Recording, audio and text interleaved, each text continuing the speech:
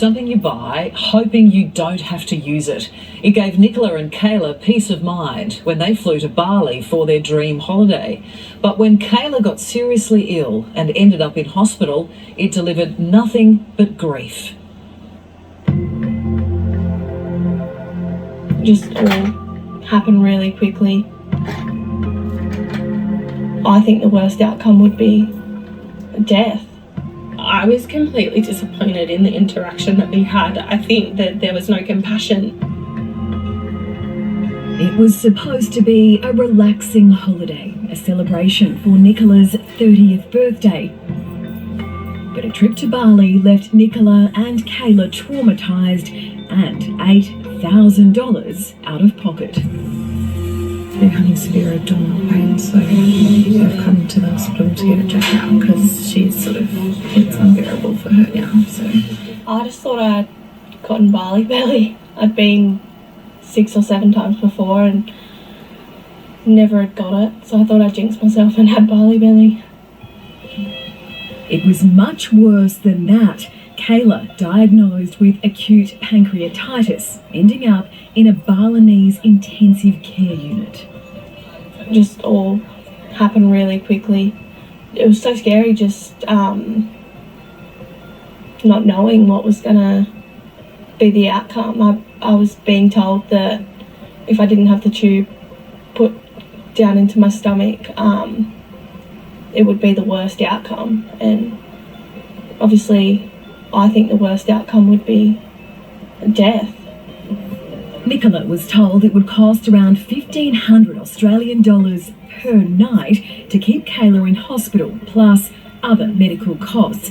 So she called their travel insurer, Budget Direct.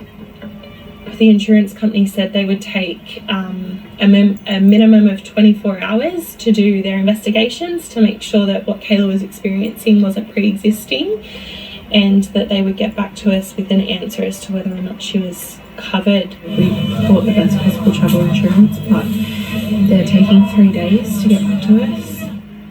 As Kayla's condition worsened, Nicola called her doctor back in New South Wales, who advised them to come home for treatment.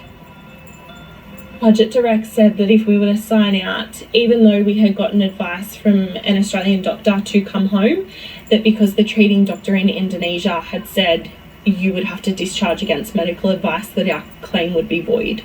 So I felt like this was the only opportunity I had to get home and get the treatment, which meant going against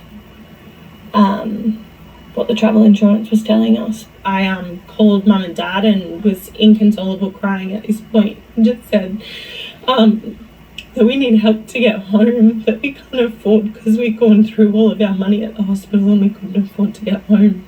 Yeah, sorry. This is a really difficult case because it's up to the individual about what they think is the best care for them. Quentin Long from Australian Traveller says the best providers have their own medical teams. You would hope that their medical team from the travel insurance provider would talk to your local doctor and then support that opinion. In this particular case, that hasn't happened, and that creates a real tension between what's best for you and what's best for the insurance provider. It's all good. Yeah. Safely home thanks to some help from Nicola's dad. Kayla is still recovering, told by Budget Direct to lodge a claim online for their case to be investigated. I thought I was doing all the right things. I looked through all of the product information. I looked to see that they had a 24-hour call line, all that type of stuff. So I thought I had done all the right things, but the reception that we got, it didn't feel like a safety net at all. Well, to Budget Direct's credit, it has investigated Nicola and Kayla's claim and paid it in full. It stresses its specialist medical assistance team follows strict guidelines on transporting sick or injured patients.